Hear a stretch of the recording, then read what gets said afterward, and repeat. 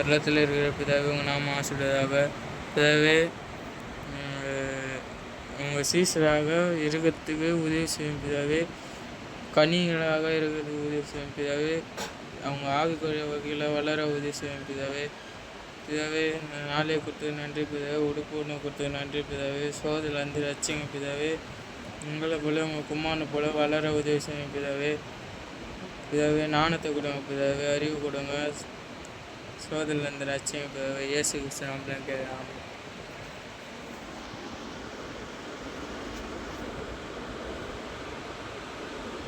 சரி, நாம பரிசுத்தம் உள்ளவர்களாக இருக்க வேண்டியது அவசியமாக இருக்கிறது. சரி, ஒவ்வொரு குடும்பத்திலும் இல்லையா, ஒவ்வொரு குடும்பத்தில் ஒவ்வொரு பிள்ளைங்க இருக்கும். அந்த ஒவ்வொரு பிள்ளைங்களும் எப்படிப்பட்டவர்களாக இருக்கணும்? ஞானமுள்ள பிள்ளைகளாக இருக்கணுமா, இல்லை மூடத்தனமான பிள்ளைகளாக இருக்கணுமா, இல்லை பெற்றோருக்கு ஒழுங்கற்று திரியக்கூடியவர்களாக இருக்கணுமா? சொல்கிறாரு, நாம் நீதி உள்ளவர்களாக இருக்க வேண்டும் என்பது அவருடைய விருப்பமாக இருக்குது. ஆவிக்குரிய வகையில் ஒவ்வொரு சீசனும் என்ன செய்யக்கூடாது என்றால் குழந்தைகளாக இருக்கக்கூடாது. ஆனால் கொரிந்தியர்களை குறித்து நாம் பார்க்கும் பொழுது அவங்க ஆவிக்குரிய ஞானம் அதிகமாக அதில் வளராத போல காணப்படுது. 1 கொரிந்தியர் புஸ்தகத்தில் வளர்ச்சி என்பது குறைவுகள் இல்லாததாக, பூரணத்திற்கு ஏதுவாக, சகல நன்மைகள் உடையதாக இருக்கிறது. அப்போ இயேசு அதுதான் முழுமையான ஒரு காரியமாக இருக்குது. அதுதான் பிதா தான் முழுமையாக இருக்கார். சொல்றாரு கொலோசியர் புஸ்தகத்தில், கொலோசியர் இல்லை, நீதிமொழிகள் 23:13.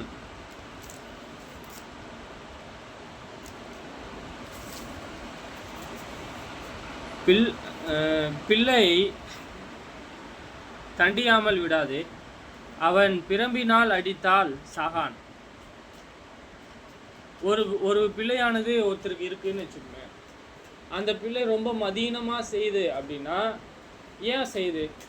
உலகத்தின் இச்சை, பொருளாசை, பண ஆசை, உயர்ந்த கல்விக்காக, பொருளுக்காக, எதற்காக இப்படி ஒரு பேராசை உள்ளவர்களாக இருக்கிறாங்க. பிள்ளை தண்டியாமல் விடாதே. அப்படி தண்டிக்கிறவன் தான் யாரா இருக்கிறாங்க அப்படின்னா உண்மையான பெற்றோராக இருக்கிறாங்க. அந்த பிள்ளை முழுதுமாக மதீனத்தை செய்யுது இல்லையா? நம்ம மனுஷங்கிட்ட வேணால் நீங்கள் எதை வேணால் மறைக்கலாம். ஆனால் தேவனானவர் உங்களுடைய மதீனத்தை, உங்களுடைய பலவீனத்தை அவர் காண்றார். அதே ஒவ்வொரு பிள்ளையும், சீசனும், சகோதர சகோதரியும் எப்படி இருக்கணும்? உண்மையுள்ளவர்களாக இருக்க வேண்டியது அவசியம்.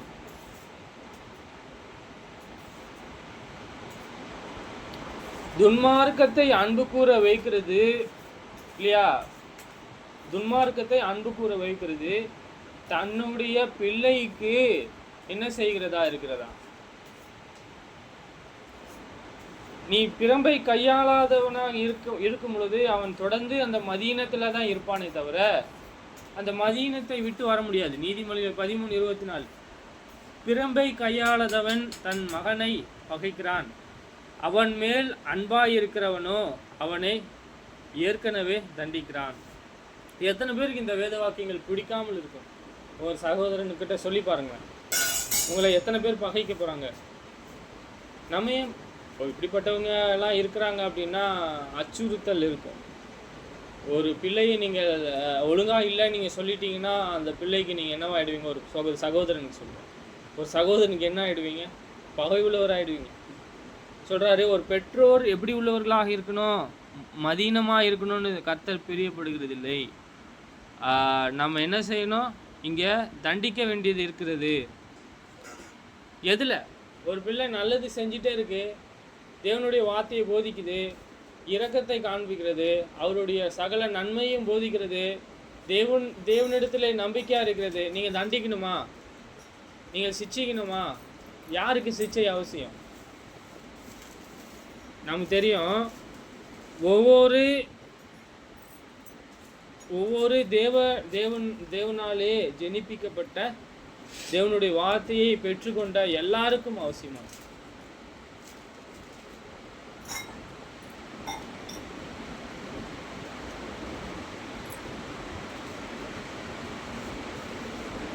சிலர் இவ்விதமாக யோசிக்கிறாங்க. சிலர் நாம் அதிகமான பிறனை, என் பிள்ளையை தண்டிக்கிறது போல பிறனை அவதூறு செய்தால் என் பிள்ளை திருந்திடுவான். உலகத்தில் கூட இந்த பழமொழி இருக்கு. உன் பிள்ளையை வளர்க்காத, ஊராம் பிள்ளையை ஊட்டி வளர்த்தா உன் பிள்ளை வளரும்ன்றாங்க. அப்படி இல்லை சகோதரர்களே, நம்ம என்ன செய்ய வேண்டியது இருக்கு?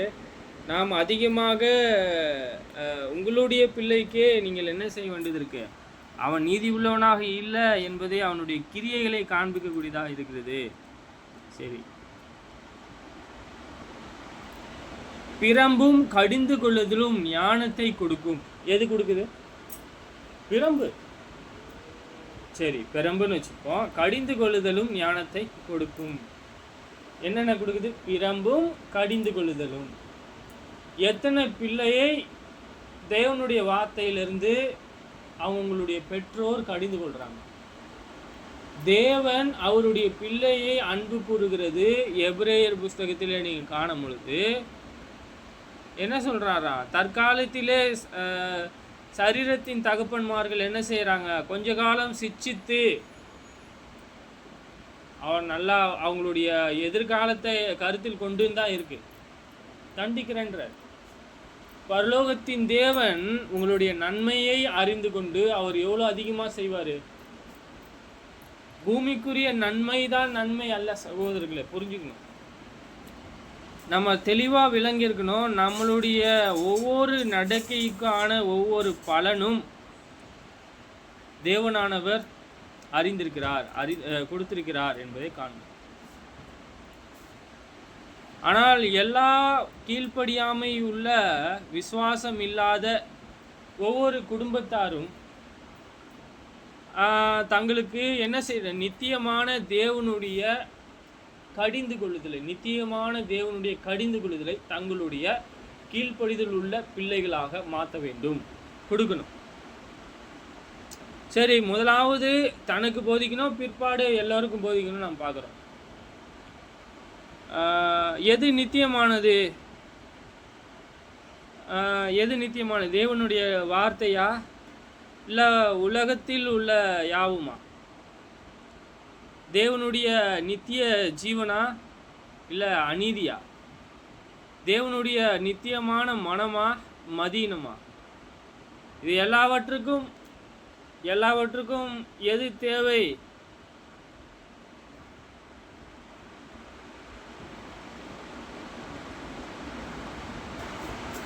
சரி, யாரு விவேகமுள்ள புத்திரன்?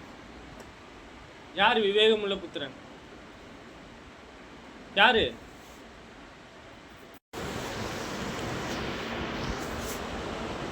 இங்க நீதிமொழிகள் 29:15.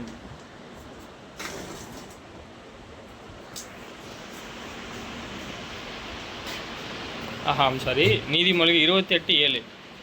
வேத பிரமாணத்தை கை கொள்ளுகிறவன் விவேகமுள்ள புத்திரன். போஜன பிரியனுக்கு தோழன் ஆகிறவனோ தன் தகப்பனை அவமானப்படுத்துகிறான்.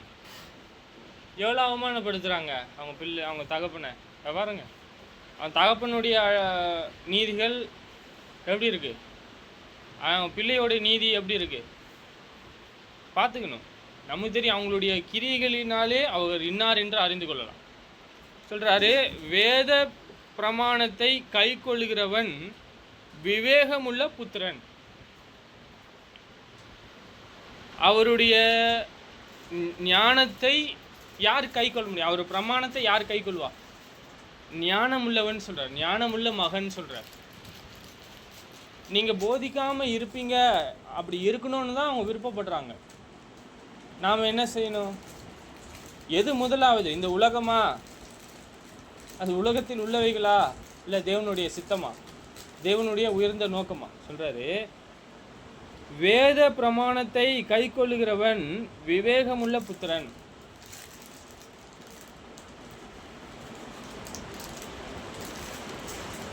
போஜன பிரியனுக்கு போஜன பிரியனா என்ன? சாப்பாடு தான் உங்களுக்கு. போஜன பிரியனுக்கு தோழனாகிறவனும் தன் தகப்பனை அவமானப்படுத்துகிறான்.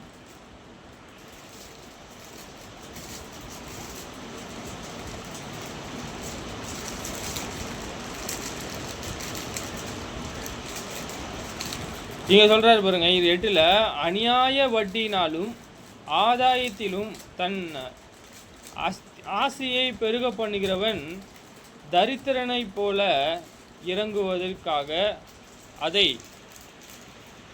சேகரிக்கிறான்.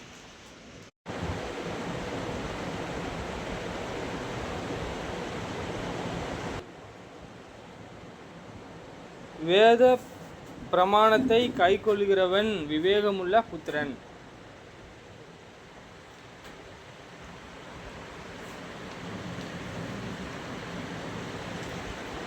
வேத பிரமாணத்தை கைக்கொள்கிறவன் விவேகமுள்ள புத்திரன்.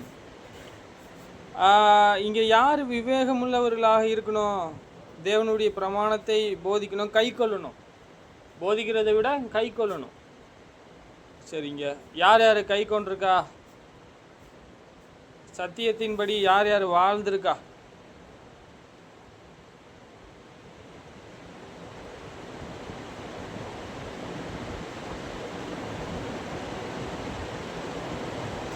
சொல்றாரு, மூடனாகிய மகன் தன் தகப்பனுக்கு மிகுந்த துக்கமும். சரிங்க, யாரு மிகவும் துக்கமுள்ளவர்களாக இருந்திருக்கா? யாருன்னா, ஒரு உதாரணம் பார்க்கலாம். எசேக்கியா ஞானியாக இருந்தார். ஆனால் மனாசே அவரது சரீரத்தில் ஒரு முள்ளாக இருக்கிறார். ஆபிரகாம் உண்மையாக இருந்தார். ஆனால் இஸ்மாயில் அவரது மாம்சத்தில் ஒரு முள்ளாக இருந்தார். மறுமணியாட்டியினுடைய மகன்தான் ஆபிரகாமுக்கு யார் கொடுத்தாருன்னா இஸ்மாயில். இங்கே பாருங்க,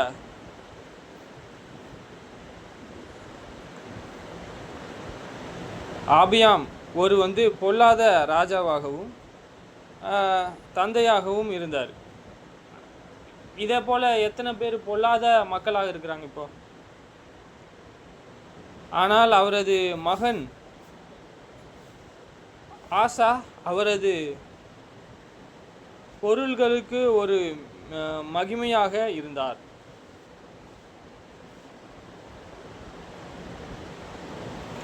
தேவனுடைய ஒவ்வொரு நோக்கத்தையும், தேவனுடைய ஒவ்வொரு காரியத்தையும் யார் உணர்ந்து கொள்ள முடியும்? உண்மையான மெய்யான ஒரு ஊழியக்காரர்கள் தான் தேவனுடைய நோக்கத்தை உணர்ந்து கொள்ள முடியும். அதாவது எப்படி சொல்லனா, சத்தியத்தை பின்பற்றக்கூடிய ஒரு பிள்ளைகளாக இருக்கணும். அவங்க இயேசு கிறிஸ்துவை போல அவருடைய எல்லா பிரமாணங்களையும் கை கொள்ளக்கூடியவர்களாக இருக்கணும்.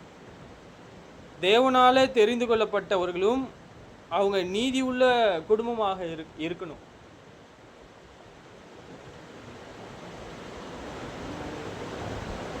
நீதிமொழிகள் புஸ்தகம் 1ஆம் அதிகாரம் 8.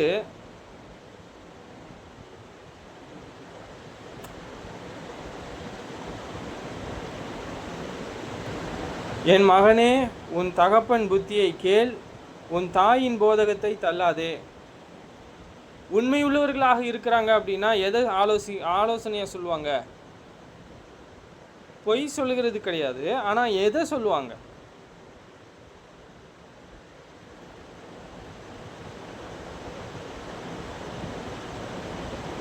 சரிங்க, பாருங்கண்ணா, நீதியுள்ள மகனுக்கு நீதியுள்ள பிள்ளையை கொடுக்குறாரா?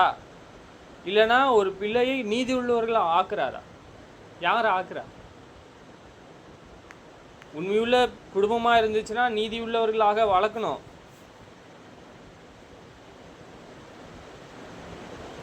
ஞானத்தை விலையேற பெற்றதாக எண்ணக்கூடியவர்கள் யாரு? 9ல் அவைகள் உன் சரீரத்திற்கு அலங்காரமான முடியும், உன் கழுத்திற்கு சரப்பணியுமா இருக்கும். சரி, இங்கே பார்த்தீங்கன்னா எந்த ஒரு வார்த்தை இந்த சொல்லக்கூடிய அந்த மகனுக்கு சரப்பணியாய் போல் இருக்கிறது? எந்த, வேற எதுவும் கிடையாது. புத்தி, தேவனுடைய புத்தி. புத்தியை கேள், உன் தாயின் போதகத்தை தள்ளாதே.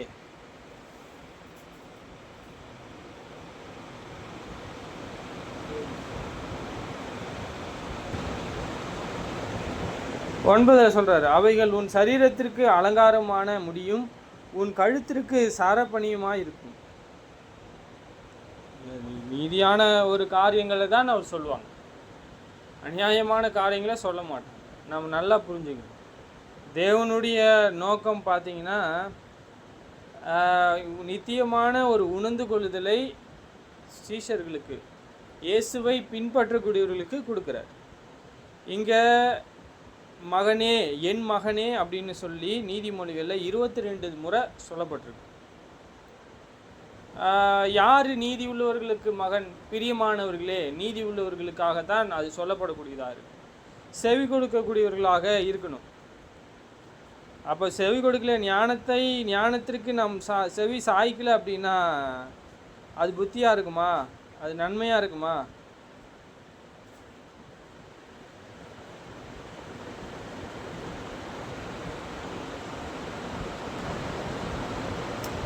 சொல்கிறாரு நீதிமொழி 23:22, உன்னை பெற்ற தகப்பனுக்கு செவி கொடு, உன் தாய் வயது சென்றதற்கு போது அவளை அசட்டை பண்ணாதே.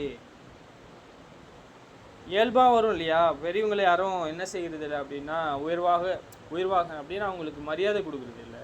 என்ன சொல்லுவோம், நீங்களாம் இப்போ தான் இருக்கீங்க, நாங்களாம் வளருவோம், எங்களுக்கு தெரியும்ல, நாங்களாம் கற்றுப்போம் தெரியும்ல, நான் உங்களோட அதிகமான ஞானமாயிரும் தெரியல. சரி, எப்படி இருந்தாலும் சரி, பிள்ளை தான்,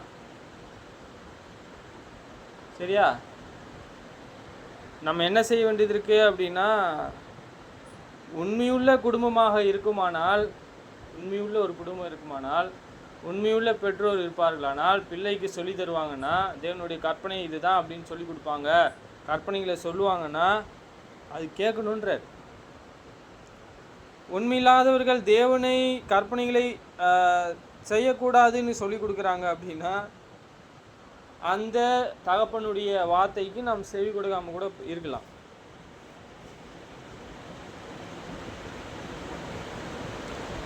தேவனானவர் தன்னுடைய ஊழியக்காரர்களையும்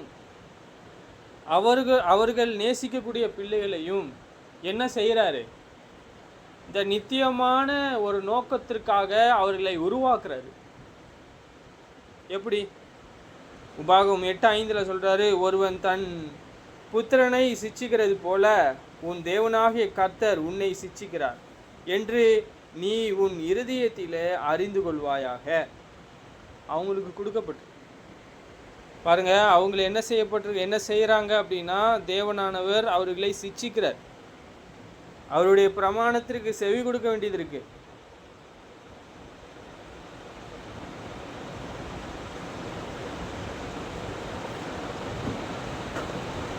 எபிரேயர் புஸ்தகம் நீங்கள் பார்க்க முடியும்.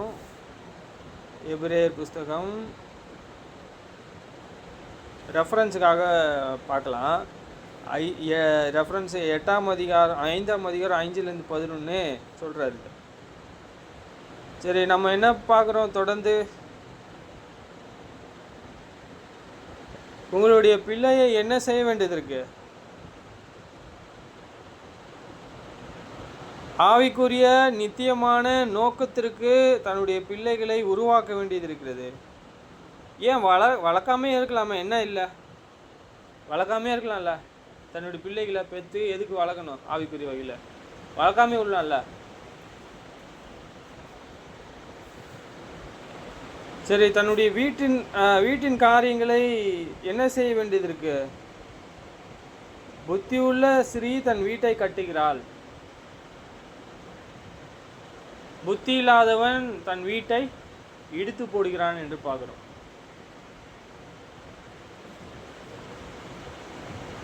நீதிமொழி 22:6 சொல்றாரு, பிள்ளையானவன் நடக்க வேண்டிய வழியை அவனை நடத்து. அவன் முதிர் வயதிலும் அதை விடாதிருப்பான்.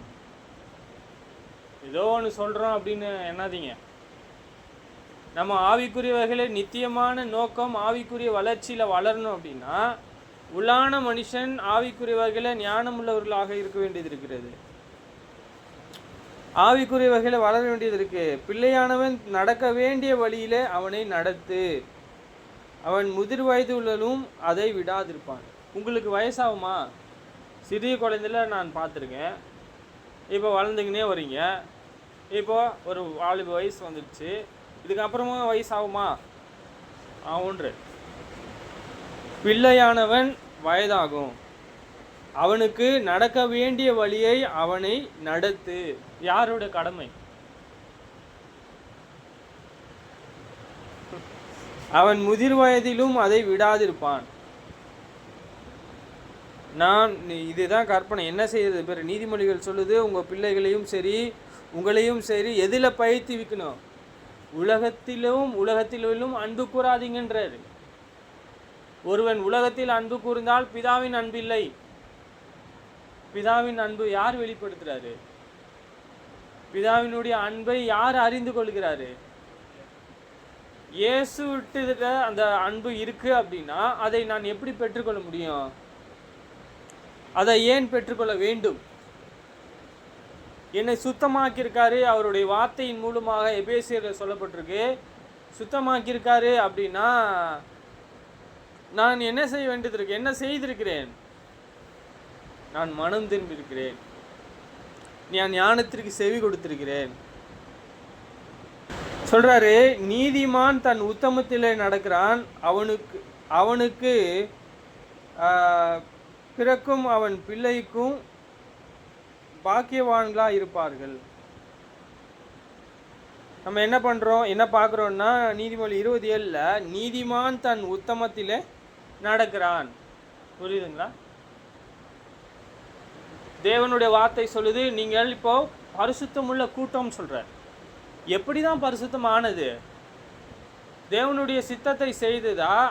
அவருடைய வார்த்தையை கை கொள்வதா? அவருடைய சித்தத்தை நீங்கள் அறிந்து கொள்வதா? ஆவிக்குரிய வகையிலே உள்ளான மனுஷனிலே நீங்கள் வல்லமையாய் பலப்பட வேண்டியது இருக்கா? நீங்கள் ஒரு நோக்கத்திற்காக வைக்கப்பட்டிருக்கிறீர்கள், அதனாலயா? எதை செய்கிறோம் நம்ம?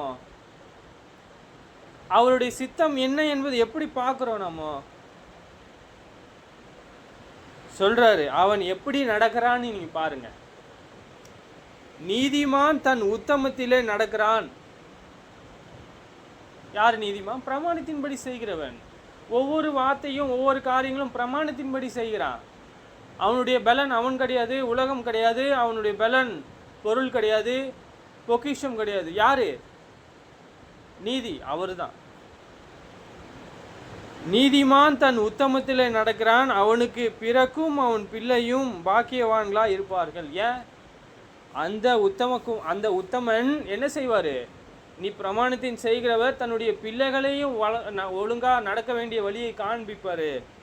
அவன் பிள்ளைகளும் பாக்கியவான்களா இருப்பாங்கன்ற. எப்படி பார்க்கணும்? நீதியின்படி பார்க்கணுமா இல்லையா? எது அன்பு இல்லாதது, எது பரிசுத்தம் இல்லாதது, எது நீதி இல்லாதது, எது உண்மை இல்லாதது, அதில் போயிடணுமா? நமக்கு இந்த உலகமானது அனித்தியமான ஒரு காரியம்.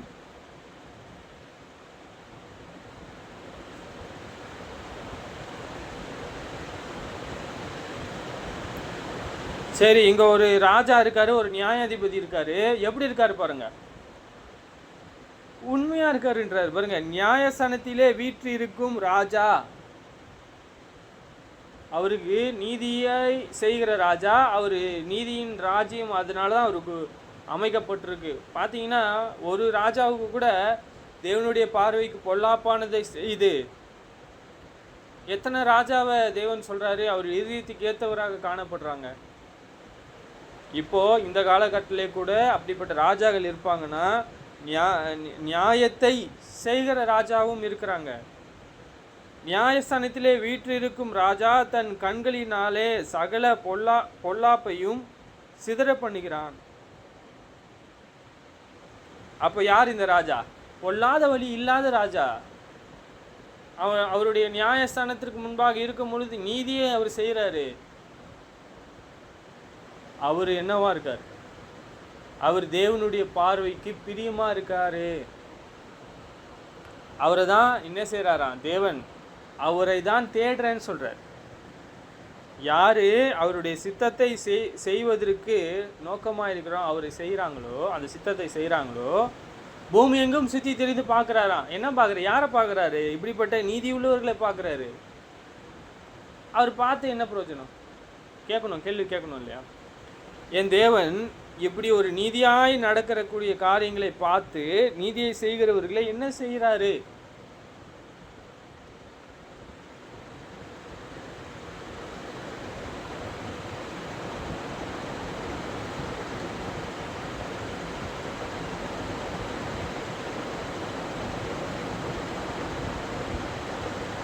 சரி, இங்கே பார்த்தீங்கன்னா யார்? இப்போது ஒரு திரளான ஒரு கூட்டம் இருக்குன்னு வச்சுங்களேன், ஒரு சின்ன கூட்டம் இருக்குன்னு வச்சுங்களேன்.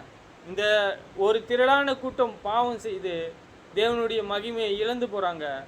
ஒரு சின்ன கூட்டம் தேவனுடைய வார்த்தையை கை கொள்கிறாங்க. இது உலகப்புறமான உதாரணம் தான். இருந்தாலும் வழியை விட்டு விலகிறதுக்கு புத்திமதி விசனமாக இருக்கும்னு சொல்கிறார். என்ன செய்கிறாங்க அப்படின்னா, மிகப்பெரிய ஒரு காங்கிரிகேஷன் எது? கொருந்து. ஆனால் அந்த கொருந்து பட்டணம் எப்படிப்பட்டவர்களாக இருக்கிறாங்க? வழியை விட்டு விலகுவதற்கு எத்தம் கொண்டு இருக்கிறாங்க. அவங்க அவர் இயேசுவை சிலுவையில் அறையப்பட்டு அவரே மறந்துட்டாங்க. வழியை விட்டு விலகுவதற்கு புத்திமதி விசனமாக இருக்கும். இஸ்ரவேலர்களை பார்த்தீங்கன்னா, இஸ்ரவேலுடைய பரிசுத்தரினுடைய வார்த்தையை பேசக்கூடாது, அது ஔஷதம், தள்ளி விடணுன்றார். மெதுவாய் பேசுங்க, இதமான சொற்களை சொல்லுங்கன்றாங்க, ஸ்மூத்தா. வழியை விட்டு விலகுவதற்கும் புத்திமதி விசனமாக இருக்கும். விசனம்னா என்ன? விசனம்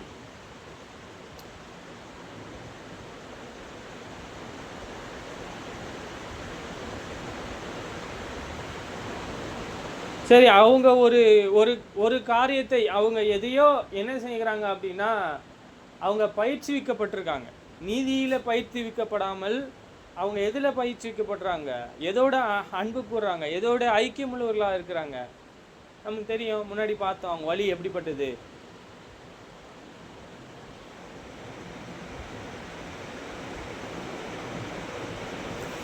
சொல்றாரு, கடிந்து கொள்ளுதலை வெறுக்கிறவனோ சாவான். கடிந்து கொள்ளுதல். என் தேவன் என்னை கடிந்து கொள்றாரு தேவனுடைய வார்த்தையில் அப்படின்னா நான் கேட்காம விட்டுருணுமா? அந்த ஒருவேளை அந்த பாவம் என்னிடத்தில் இருந்தது என்றால் அதை என்ன செய்வேன்? அது என்னால் அது என் இருதயத்தில் அகற்றி போடக்கூடும்.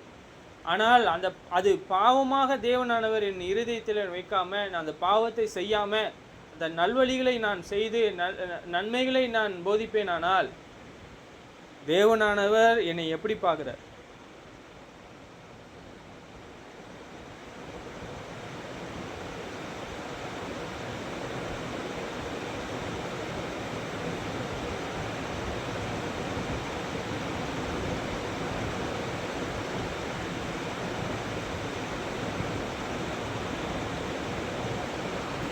பாருங்க, ஜீவனுக்கு ஏதுவான கடிந்து கொள்ளுதலே ஏற்றுக்கொள்ளும் காது ஞானத்தை தங்கும். ஜீவனுக்கு ஏதுவான கடிந்து கொள்ளுதலே ஏற்றுக்கொள்ளும் காது ஞானத்தை தங்கும்.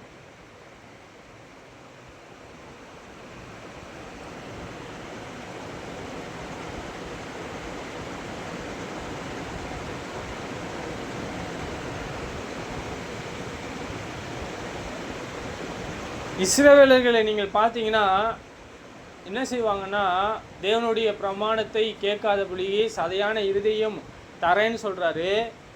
நான் முன்னாடி பார்த்தோம், சதையான இருதயத்தை தரேன்னு சொல்கிறாரு. ஆனால் அவங்க கொடுக்கல. அவங்க என்ன செஞ்சுட்டாங்க அப்படின்னா, கடுமையாக இப்படி கழுத்தை கடினப்படுத்திக்கிட்டாங்க. திருப்பவும் முடியாது. அவங்க என்ன செய்யணும்? அவங்க கண்டும் காணாதவர்களும் கேட்டும் கேளாதவர்களும் உணர்ந்து கொள்ளாதவர்களுமா இருக்கிறதுனாலே நான் என்ன செய்கிறேன்? அவங்க இருதயத்தை குருடாக்கினேன்ற. நீதிமொழி 29:1 சொல்கிறாரு, அடிக்கடி கடிந்து கொள்ளப்பட்டும் தன் பிரடியை கடினப்படுத்துகிறவன் சகாயமின்றி சடிதியிலே நாசமடைவான்.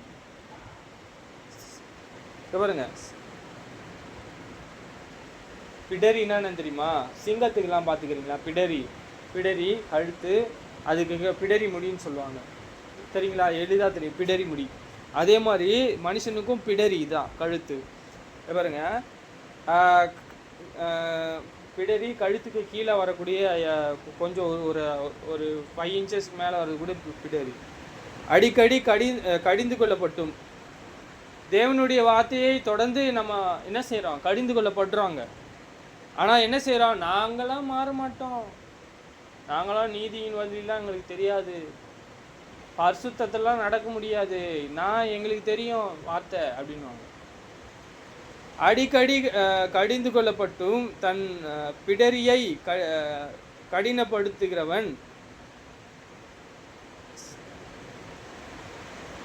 சகாயமின்றி சடிதியில நாசமடைவான். சகாயம்னா என்ன? ஒன்றை பெற்றுக்கொள்வதற்காக இல்லை, அதே போல் வேகமாக அவங்க என்ன செஞ்சிருவாங்க? நாசமாக போயிடுவாங்கன்றாங்க இல்லையா? அந்த மாதிரி சடிதியிலே நாசமடைவான், அழிஞ்சிருவான்ற. நிறைய பேர் சும்மா கூட அந்த வார்த்தை சொல்லுவாங்க. யாருக்கு இங்கே குறிப்பிட்டு சொல்கிறா? நாசமாக போயிடுவேன், நீ எல்லாம் நல்லாவே இருக்க மாட்டே அப்படி சொல்கிறாங்கல்ல. ஏன் பகைக்கிறவங்க தான் அப்படி சொல்கிறாங்க.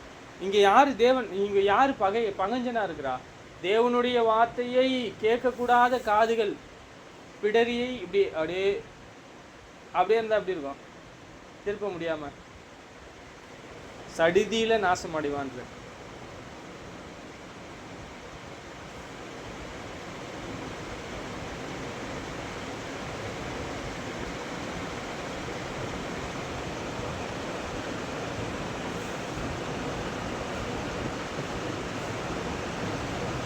நீதிமொழிகள் 13:1 ஞானமுள்ள மகன் தகப்பனுடைய போதகத்தை கேட்கிறான், பரியாசக்காரனோ கடிந்து கொள்ளுதலுக்கு செவிகொடான்.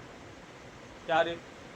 தேவனுடைய வார்த்தை போதிக்கப்படுது சொல்றாரு. நீதிமொழிகளில் சொல்றாரு 1 ஞானமுள்ள மகன் தகப்பனுடைய போதகத்தை கேட்கிறான். தேவனுடைய வார்த்தையை அங்கீகரிக்க மாட்டாங்க. தேவனுடைய வார்த்தை ஒருவர் சொல்றாரு, இதை தேவனுடைய வார்த்தை இங்கே போதிக்கப்படுது அப்படின்னு சொல்லி, ஆனால் அதை கூட ஏற்றுக்கொள்ளாதவர்களாக இருப்பாங்க. ஆனால் ஒரு குடும்பம் என்ன பண்ணும்? தேவனுடைய வார்த்தையை ஏற்றுக்கொள்ளப்படும். அந்த குடும்பம் யாரு? தேவனுக்கு பயந்து அவருடைய கற்பனைகளை கை கொள்ளுகிறவர்கள். எல்லாரும் அவங்க பின்னாடி ஓடிடலாமா? அவங்க பின்னால மறைஞ்சிடலாமா?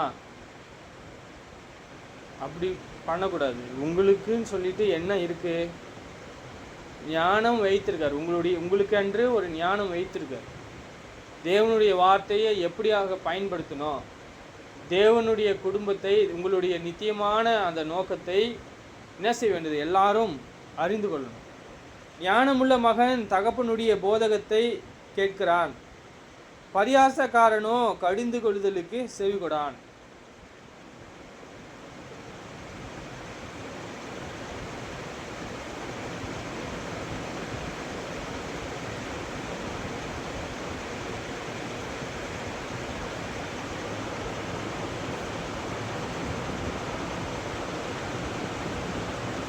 இங்கே இந்த நாட் ரப்பிங்ஸ் அப்படின்னு சொல்லிட்டு ஒரு வார்த்தை இருக்குது, ரப்பிங்.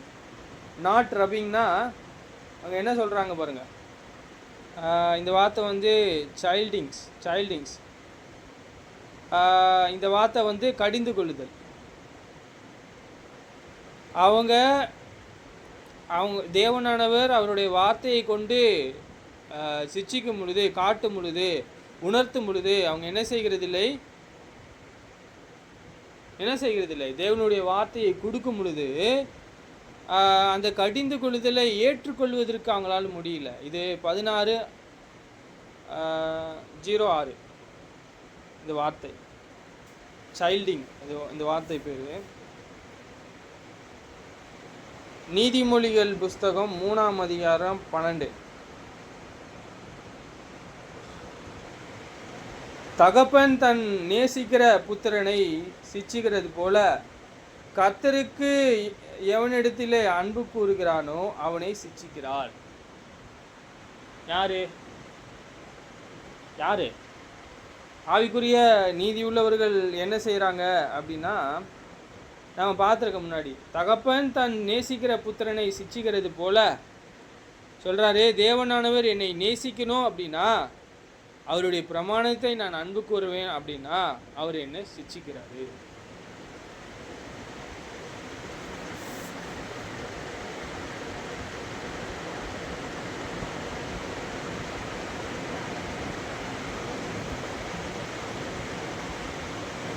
சொல்றாரு, எத்தனை பேர் பரியாசக்காரர்களாக இருக்கிறாங்க பாருங்க.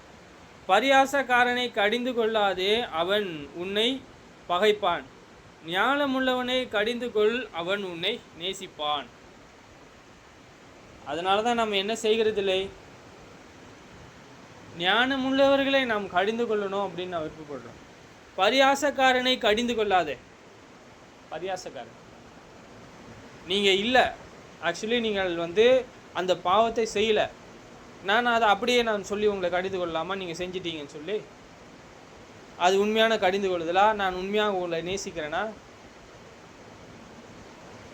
சரி, அது எப்படி உங்களுக்கு பயன்படக்கூடியதாக இருக்கிறது பாருங்க. பரியாசக்காரன் கடிந்து கொள்ளாதே, அவன் உன்னை பகைப்பான். ஞானமுள்ளவனை கடிந்து கொள், அவன் உன்னை நேசிப்பான்.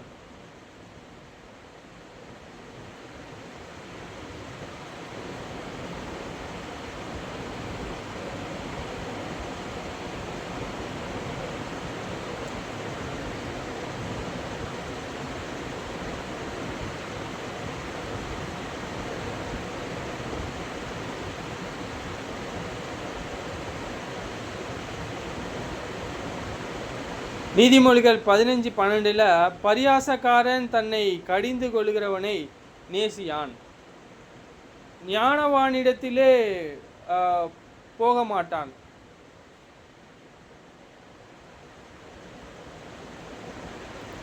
பரியாசக்காரன் தன்னை கடிந்து கொள்கிறவனை நேசியான்.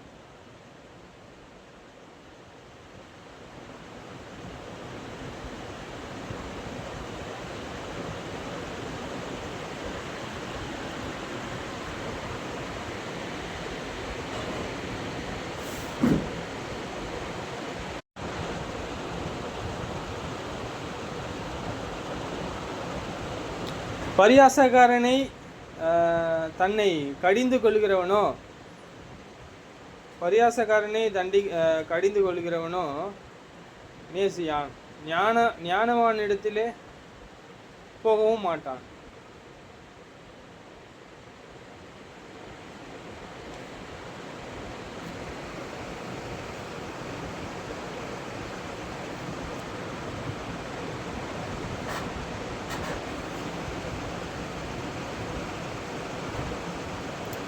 சரி, உங்களுடைய பிள்ளைகளுக்கு என்ன உதவி, என்ன உணர்ந்து கொள்ளுதல் பரலோகத்தின் தேவன் கொடுக்கணும்? இப்போ ஒவ்வொரு சீசனுக்கும் என்னென்ன உணர்ந்து கொள்ளுதல் கொடுக்கணும்? கீழ்ப்படிக்கூடிய பிள்ளைகளுக்கு, கீழ்ப்படிக்கூடிய தேவபக்தி உள்ள சந்ததிக்கு என்ன உணர்ந்து கொள்ளுதல் கொடுக்கணும்? ஒருபோதும் இப்படிப்பட்ட நீதி உள்ள வார்த்தைகளை குறித்து நீங்கள் மறக்கக்கூடாது. 2 கொரிந்தியர் 6:17 சொல்கிறாரு, ஆனபடியால் நீங்கள் அவர்கள் நடுவில் இருந்து புறப்பட்டு பிரிந்து போய் அசுத்தமானதை தொடாதிருங்கள் என்று கர்த்தர் சொல்கிறார். இஸ்ரவேலர்களுக்கு சொன்னார், புறப்படுங்கள் சொன்னார். ஏசாயா 52:11 புறப்படுங்கள், அவ்விடம் விட்டு போங்கள், அசுத்தமானதை தொடாதிருங்கள். கர்த்தருடைய பாத்திரங்களை சுமக்கிறவர்களே, அதன் நடுவிலிருந்து புறப்பட்டு உங்களை சுத்திகரியுங்கள். நம்ம என்ன செய்யணும்? தேவனுடைய வார்த்தைக்கு கேட்க மனதாக இருக்கணுன்ற. அவர்கள் நடுவில் நம்ம இருக்கிறோம். நாம் பிரிந்து இருக்கணுன்றார். அவங்களுக்கும் நமக்கும் பிரிவினை இருக்கணும், இருதயத்தில் இருக்கணுன்றார் இல்லையா? என்ன செய்கிறோம்? அவங்களுடைய நடுவில் இருந்து பிரிந்து வரணும் அப்படின்னா அவங்க சுற்றி என்ன யார் இருக்கிறாங்க? கிறிஸ்தவங்க கொஞ்சம் பேர் தான். ஆனால் சுற்றி என்ன இருக்காங்க? தேவனே அறியாதவர்கள் இருக்கிறாங்க. அவங்கள விட்டு நடுவில் இருக்கணும்னா நம்ம எங்கே போயிடணும்? வெளியே தான் போயிடணும் இல்லையா? நம்ம என்ன செய்ய வேண்டியது இருக்குது? முள்ளான மனுஷனிலே தேவனுடைய வார்த்தையை கை கொள்வதற்கு அசுத்தமானதை தொடாமல் இருக்கணும், கலந்திருக்கணும். ஆனால் ஐக்கியம் கொள்ளக்கூடாது. கலந்திருப்பதுன்னா அவங்களோட சுற்றி போவது வருவது எல்லாம் செய்யலாம், அவங்களோட ஐக்கியம் கொள்ளக்கூடாதுன்ற. தேவனுடைய ஆலயத்திற்கும் விக்கிரகத்திற்கும் சம்பந்தம் எது? தேவனுடைய ஆலயம் பரிசுத்தமாக இருக்குது. அந்த பரிசுத்தத்துக்காக தான் நீங்கள் அழைக்கப்பட்டிருக்கீங்க, நீதி உள்ளவர்களாக அழைக்கப்பட்டிருக்கீங்க. நீங்கள் ஜீவனுள்ள கல்லாக இருக்கிறீங்க, விசேஷம் உள்ளவர்களாக இருக்கிறீங்க, ஆசாரிய கூட்டமாக இருக்கிறீங்க. ஆசாரியன்னு எத்தனை பேருக்கு தெரியுது? தேவனுக்கு ஊழியம் செய்வதற்காக நான் இருக்கிறேன்னு எத்தனை பேருக்கு அறிந்திருக்காங்க? தேவனுடைய ஆலயத்திற்கும் விக்கிரகத்திற்கும் சம்பந்தம் எதுன்னு கேட்குறார். இல்லைன்னா நான் அவர்களுக்குள்ளே வாசம் பண்ணி அவர்களுக்குள்ளே உலாவி அவர்கள் தேவனாய் இருப்பேன், அவர்கள் என் ஜனமாக இருப்பார்கள் என்று தேவன் சொன்னபடி நீங்கள் ஜீவனுள்ள தேவனுடைய ஆலயமாக இருக்கிறீர்கள் அல்லவா? நான் கல்லாக இருக்கிறேன், அந்த ஜீவனுள்ள ஆலயத்தில் நான் வைக்கப்பட்டிருக்கேன், கட்டப்பட்டு வர்றேன், நான் அதிகமாக பலன் கொடுக்குறேன் தேவனுடைய வார்த்தையில். நாம் ஜீவனுள்ள கற்களாய் போல நாம் என்ன செய்யப்பட்டிருக்கோம்? இந்த பாடத்தின் அதிகமான நோக்கமானது நாம் தேவனை சேவிப்பதற்கான, தேவனை மகிமைப்படுத்துவதற்கான ஒரு நித்தியமான ஒரு நம்பிக்கை நம்மளிடத்தில் இருக்கு. ஆனால் உலகத்துக்கிட்ட இல்லையே, உலகத்தார்கிட்ட இல்லையே. தேவனுடைய நித்தியமான நோக்கத்தை செய்யணும்னு சொல்லிட்டு அவங்க எண்ணலையே. ஆனபடியால் நீங்கள் அவர்கள் நடுவில் இருந்து புறப்பட்டு பிரிந்து போய் அசுத்தமானதை தொடாதிருங்கள் என்று கர்த்தர் சொல்கிறார்.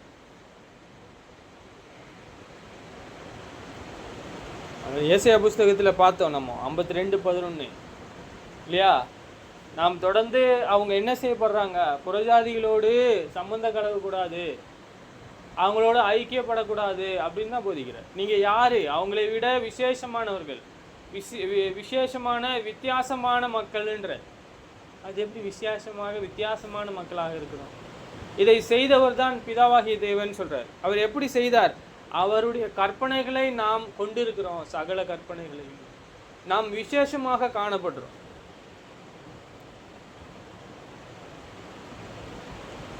நாம் இதையெல்லாம் செய்து அவர்கள் நடுவில் இருந்து புறப்பட்டு நாம் பிரிந்து இருப்போமானால் அப்பொழுது நான் உங்கள் ஏற்றுக்கொண்டு உங்களுக்கு பிதாவாய் இருப்பேன், நீங்கள் எனக்கு குமாரரும் குமாரத்தியுமா இருப்பீர்கள் என்று சர்வ வல்லமை உள்ள கர்த்தர் சொல்கிறார்.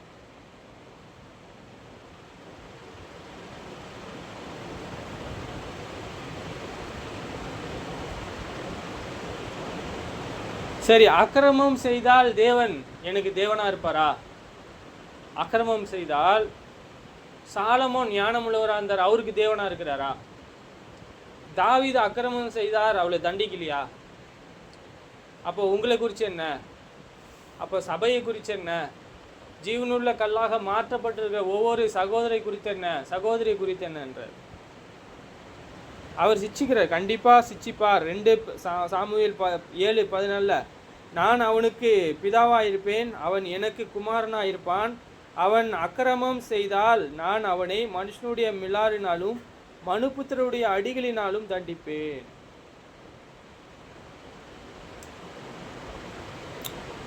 நாம் சிச்சிக்கப்படக்கூடியவர்களாக இருக்க வேண்டும். அவருடைய சிச்சை அவசியம்.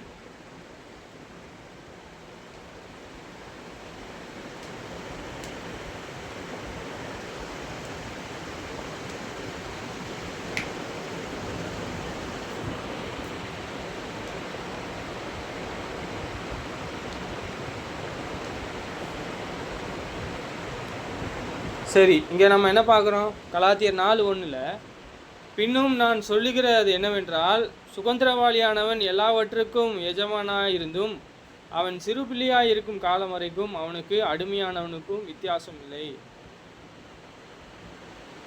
எது வரைக்கும் வித்தியாசம் இல்லாமல் இருக்க போகுது? அவன் எப்போ சுதந்திரத்து கொள்ள போகிறான்? அந்த பிள்ளை அதை கீழ்ப்படிதல் உள்ளவன் எப்பொழுது சுதந்தரித்துக் கொள்ள போகிறான்? இயேசுவோட சொல்கிறார். பின்னும் தான் சொல்லுகிறது என்னவெனில், சுதந்திரவாளியானவன் எல்லாவற்றுக்கும் எஜமானா இருக்கிறது போல. எஜமானா இருந்தும் அவன் என்ன எஜமான் தான் அவன் இல்லையா? ஆனால் அவன் சிறு பிள்ளையா இருக்கின்ற, அவன் சிறு பிள்ளையா இருக்கும் காலம் வரைக்கும் அவனுக்கும் அடிமையானவனுக்கும் வித்தியாசம் இல்லை.